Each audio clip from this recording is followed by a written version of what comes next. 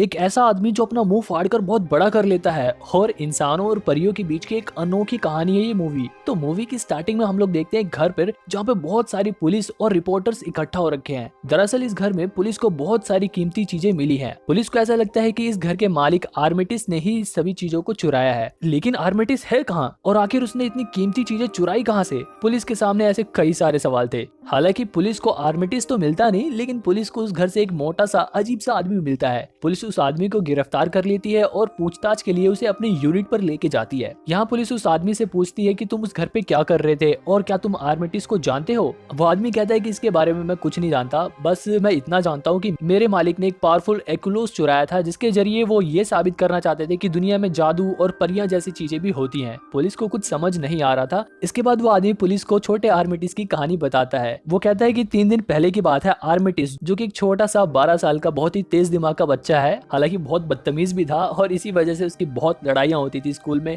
आर्मिटिस किसी की रिस्पेक्ट नहीं करता था, किसी की बात भी नहीं मानता था और इसीलिए उसके स्कूल वाले भी उससे काफी परेशान थे। हालांकि उसके स्कूल वाले उसे स्कूल से बाहर भी नहीं निकाल सकते थे क्योंकि आर्मिटिस पढ़ाई में भी बहुत तेज था। आर्मिटिस अपने पिता से बहुत ज्यादा प्यार करता था और उसके पिता और उसके बीच में बहुत ही अच्छी बॉन्डिंग थी। उसके पिता सीनियर आर्मिटिस जब भी फ्री रहते वो आर्मिटिस को परियों की कहानियां सुनाया करते थे। आर्मिटिस को भी ऐसी कहानियां बहुत ही ज्यादा अच्छी लगती थी। हालांकि आर्मिटिस के पिता के पास ज्यादा समय खाली नहीं रहता था और एक दिन ऐसा हुआ कि आर्मिटिस के पिता को कहीं जाना पड़ा। अगले दिन जब सुबह होती है तो आर्मिटिस देखता है कि उसका बॉडीगार्ड उसके पिता के बारे में किसी से फोन पे बात कर रहा था। आर्मिटिस को कुछ अजीब सा लगता है। थोड़ी देर बाद जब आर्मिटिस टीवी ऑन करता है तो वो टीवी में देखता है कि उसके पिता के बारे में न्यूज में भी दिखा रहा है और न्यूज में बताता है कि आर्मिटिस के पिता एक नाव से कहीं जा रहे थे और उन्हें रास्ते में ही किसी ने किडनैप कर लिया, क्योंकि आर्मिटिस के पिता के ऊपर बहुत सारी चोरियों का इल्जाम था और ये सारी चोरियां एक आम चोर के बस की बात नहीं है। थोड़ी देर बाद आर्मिटिस के पास एक फोन आता है। वो कॉल किसी अनजान आदमी का था और वो अनजान आदमी आर्मिटिस से कहता है कि तुम्हारे पिता को मैंने किडनैप किया है। तुम्हारे पिता ने जिस एक्युलोस को चुराया था वो एक्युलोस तुम मुझे 3 दिन के अंदर लाके दोगे, तभी मैं तुम्हारे पिता को छोड़ूंगा, वरना मैं तुम्हारे पिता को मार डालूंगा। यहाँ आर्टिमिस को कुछ समझ नहीं आता कि वो आखिर क्या करे।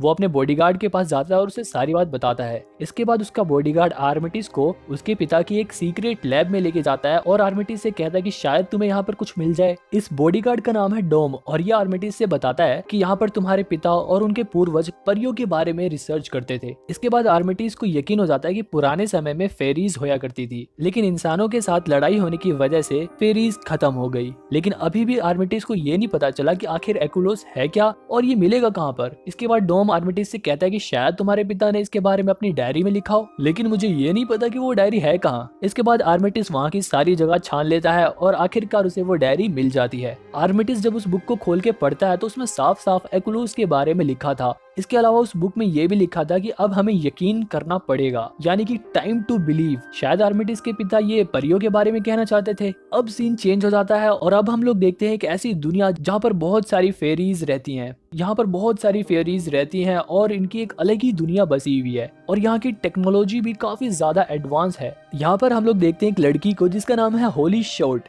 होली यहाँ की पुलिस हेड है और यहाँ पर हम उसी बड़े से आदमी को देखते हैं जिसे यहाँ की पुलिस ने गिरफ्तार कर लिया है। और अगर अब आप सोच रहे हो कि ये आदमी यहाँ पर कैसे आ गया, तो मैं आपको बता दूं कि करेंटली ये आदमी कहानी बता रहा है और जो अभी हम कहानी देख रहे हैं वो 3 दिन पहले की बात है। तो यहाँ पर हम देखते हैं कि होली और इस जाइंट आदमी में काफी अच्छी बॉन्डिंग है, भले से ही वो आदमी यहाँ पर एक मुजरिम है। इसके बाद हम लोग एक और फेरी को देखते हैं जिसने एक हुड पहन रखा है और इसका क्लियर चेहरा यहाँ पर नहीं दिखाया जाता। यहाँ पर हम देखते हैं कि इसने एक मेल फेरी को भी किडनैप कर रखा है और वो उस आदमी से कहती है कि अगर तुम जिंदा रहना चाहते हो तो तुम्हें मेरा एक काम करना पड़ेगा। तुम्हें फेरीज के पास जाकर उनके ऊपर निगरानी करनी होगी, वो क्या कर रही है उसकी पल पल की खबर मुझे तुम्हें देनी होगी और तो और तुम्हें एक्युलोस का पता लगाकर मुझे लाकर देना होगा। दरअसल एक्युलोस एक बहुत ही पावरफुल मैजिकल चीज है जिसके जरिए किसी को भी कहीं पर भी टेलीपोर्ट किया जा सकता है। इसके बाद हम लोग इस फेरीज की दुनिया की एक कमांडर को देखते हैं जिसका नाम है रूट। यहाँ की कमांडो एक्युलोस को ढूंढने के लिए एक स्पेशल फोर्स को बनाती है और उन्हें ऑर्डर देती है कि तुम लोग जाओ और एक्युलोस को ढूंढ के लेके आओ। ये बात वो मेल फेरी भी सुन लेता है जिसे उस हुडेड फेरी ने जासूसी के लिए भेजा था। इसके बाद हम लोग देखते हैं कि होली अपने कमांडो के पास जाती है और वो कहती है कि मुझे अपने पिता के बारे में इंसानों के पास जाकर कुछ इन्फॉर्मेशन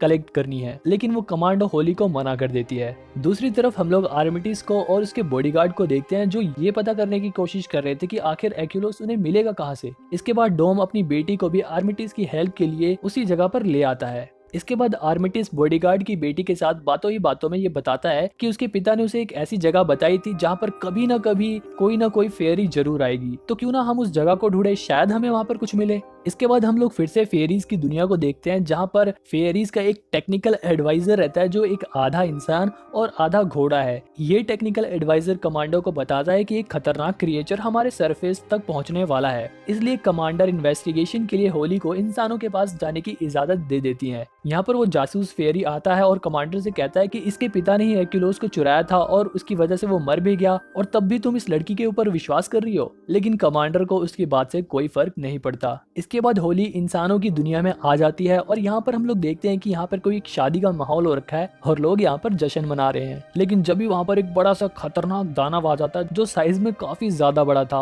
वो उन लोगों को पकड़कर उठाकर इधर उधर फेंकने लग जाता है। जब भी होली भी वहाँ पहुंच जाती है और उससे लड़ने की कोशिश करती है। ये सब सीन फेरीज की कमांडर अपनी दुनिया से भी देख सकती थी, और जब उनको ऐसा लगता है कि शायद होली इस क्रिएचर को हरा नहीं पाएगी, तो वो अपने टेक्निकल एडवाइजर से कह के वहाँ के टाइम को फ्रीज कर देती है, जिसकी वजह से वहाँ का समय एकदम रुक जाता है। इसके बाद होली बड़ी आसानी से वहाँ के लोगों की याददाश्त मिटा देती है और अपने साथियों के साथ मिलकर उस बड़े से दानव को पकड़कर अपनी दुनिया में ले जाते हैं। लेकिन यहाँ पर हम देखते हैं कि होली अपनी दुनिया में जाने की बजाय वहाँ से मुड़ के अपने पिता के बारे में इंफॉर्मेशन कलेक्ट करने के लिए दूसरी जगह चली जाती है। होली को ऐसा करते हुए देखकर कमांडर काफी हैरान थी, क्योंकि उसने होली को साफ साफ मना किया था। होली उसी जगह पहुंचती है जहां पर आखिरी बार उसके पिता थे, और ये जगह वही थी जिसके बारे में आर्मिटिस के पिता ने उसे बताया था। और आर्मिटिस यहाँ पर पहले से ही अपने बॉडीगार्ड के साथ घात लगा के बैठा हुआ था कि कोई तो आए जिसके जरिए उसको एक्युलोस के बारे में पता चले। जैसे ही होली यहाँ पर आती है, डोम और आर्मिटिस मिलके होली को पकड़ लेते हैं और उसे अपने घर पे वापस ले जाते हैं और उसे वहाँ पर कैद कर देते हैं। हालांकि होली को यहाँ पर लाने के बाद जब भी आर्मिटिस या कोई और उस लड़की से बात करने जाता तो चश्मा पहन के जाता, क्योंकि अगर वो चश्मा नहीं लगाते तो होली उनको आसानी से हिप्नोटाइज कर देती, क्योंकि आखिर होली भी तो एक परी ही है। दूसरी तरफ परियों की दुनिया में कमांडर काफी ज्यादा परेशान थी और वो लोग होली को वापस लाने की तैयारी में जुट जाते हैं। इसके बाद उनका टेक्निकल एडवाइजर आर्मिटिस के घर का टाइम फ्रीज कर देता है। इसके बाद कमांडर अपनी एक सेना लेकर आर्मिटिस के घर पहुंच जाती है ताकि वो लोग होली को छुड़ा सके। लेकिन जैसे ही फेरीज की सेना यहाँ पर पहुंचती है, वो लोग देखते हैं कि आर्मिटिस और उसका बॉडीगार्ड तो बिल्कुल नहीं डर रहे, वो तो उल्टा इन फेरीज के हथियारों का यूज करके इन फेरीज को ही घायल कर रहे थे। और इसी लड़ाई के बीच डोम इनके टाइम फ्रीज सिस्टम को कोलैप्स कर देता है, जिसकी वजह से इन फेरीज के पास ज्यादा समय नहीं बचा था। इसके बाद जब कोई चारा नहीं बचता तो इनकी कमांडर आर्मिटिस के पास बातचीत से हल ढूंढने के लिए जाती है। कमांडर जैसे ही घर में घुसती है तो वो आर्मिटिस से बोलती है कि तुम्हारे घर में हेड कौन है जिससे मैं बात कर सकूं। तो वो लड़का बोलता है अभी फिलहाल मैं ही हूँ। तो वो आर्मिटिस से बोलती है कि तुम छोटे से 10 साल के बच्चे मुझसे नेगोशिएशन करोगे। तो वो कहता है मैं 10 साल का नहीं, मैं 12 साल का हूँ। और वो कमांडर से पूछता है आखिर आप कितने साल की हैं? तो वो कमांडर कहती है कि मेरी उम्र 800 साल से भी ज्यादा की है। इसके बाद आर्मिटिस कहता है कि मुझे एक्युलोस चाहिए,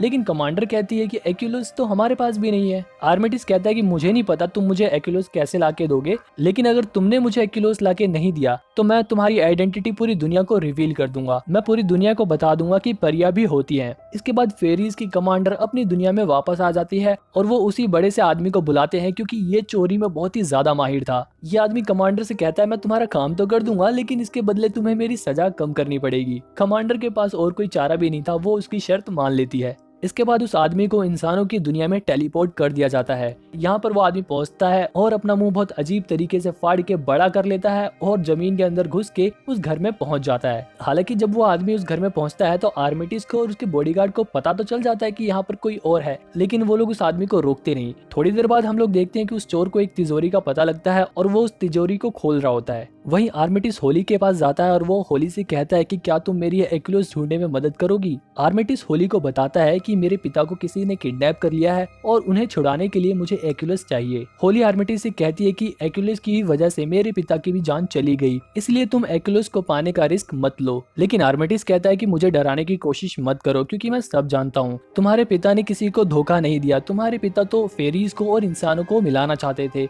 वो बहुत ही अच्छे इंसान थे। जब होली को ये सब बातें पता चलती है तो होली और आर्मिटिस दोनों बहुत ही अच्छे दोस्त बन जाते हैं। दूसरी तरफ उस चोर ने उस तिजोरी को खोल लिया और उस तिजोरी में सचमुच में एक्युलेस था। तभी वहां पर आर्मिटिस, होली और उसका बॉडीगार्ड भी आ जाते हैं और वो उस एक्युलेस को ले लेते हैं। लेकिन उस चोर की आंख में लगे हुए लेंस की वजह से फेरीज की कमांडो को पता चल जाता है कि एक्युलेस मिल चुका है। इसके अलावा ये बात उस जासूस को भी पता चल जाती है, जो ये बात जाकर उस हुड वाली फेरी को भी बता देता है।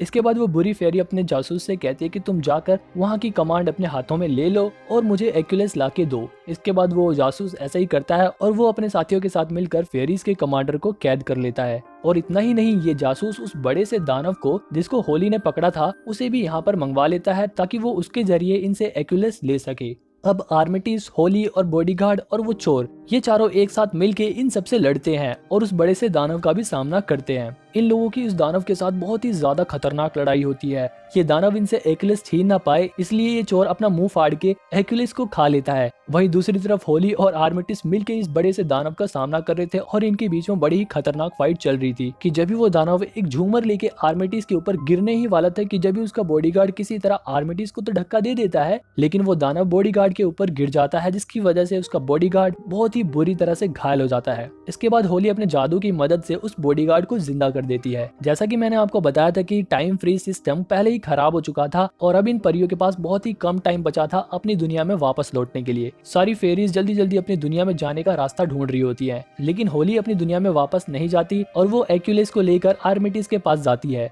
होली को एक्यूलेस का इस्तेमाल करने के लिए तो उसकी कमांडर ने मना किया था, लेकिन फिर भी आर्मिटिस के पिता को वापस लाने के लिए होली एक्यूलेस का यूज करती है और उसका यूज करके आर्मिटिस के पिता को वापस लाने की कोशिश में जुट जाती है। जैसे ही वो बुरी फेरी जिसने आर्मिटिस के पिता को किडनैप किया था वो आर्मिटिस के पिता को मारने वाली थी कि जब ही आर्मिटिस के पिता वहां से टेलीपोर्ट होके आर्मिटिस के घर पर आ जाते हैं। आर्मिटिस अपने पिता से मिलकर बहुत ज्यादा खुश था। इसके बाद आर्मिटिस होली को अपने पिता से मिलवाता है। यहाँ पर आर्मिटिस के पिता होली को पहचान जाते हैं और वो होली से कहते हैं कि तुम्हारे पिता एक बहुत ही अच्छे इंसान थे और उन्होंने एक्यूलेस चुरा कर मुझे छुपा कर रखने के लिए दिया था ताकि वो बुरी परी इसका यूज करके इंसानियत को तबाह ना कर सके। तुम्हारे पिता ने कभी किसी को धोखा नहीं दिया, बल्कि जिन्होंने धोखा दिया उनके नाम मैं तुम्हें बताता हूँ। आर्मिटिस के पिता होली को एक लिस्ट देते हैं और कहते हैं कि ये लिस्ट जाके तुम अपनी कमांडर को दिखा देना। इसके बाद होली अपनी दुनिया में वापस चली जाती है और अपनी ये लिस्ट कमांडर को दिखा देती है, जिसके बाद ये लोग इन लोगों के ऊपर कार्रवाई करना शुरू कर देते हैं। इसके बाद हम लोग प्रेजेंट का सीन देखते हैं जहाँ पर ये चोर पुलिस वालों को ये पूरी कहानी सुना देता है। इसके बाद पुलिस उस चोर से कहती है कि हम एक डील करते हैं, तुम आर्मिटिस को पकड़ने में हमारी मदद करो और हम तुम्हें इसके बदले में रिहा कर देंगे। वो आदमी हंसने लग जाता है और कहता है कि आर्मिटिस को तुम क्या पकड़ोगे। आर्मिटिस गिरफ्तार हुआ क्योंकि वो दुनिया को ये बताना चाहता था और कैमरे पर ये दिखाना चाहता था कि जादू और परियां जैसी भी कुछ चीजें होती हैं, वो उनकी एग्जिस्टेंस साबित करने के लिए ही जेल गया। इसके बाद जिस सेल में उस चोर को रखा हुआ था उसके ऊपर का शीशा टूटता है और वो चोर एक हेलीकॉप्टर के जरिए वहां से भाग जाता है। उस हेलीकॉप्टर में और कोई नहीं बल्कि आर्मिटिस और उसका पिता और वो बॉडीगार्ड भी था। इसके अलावा उनके साथ होली भी थी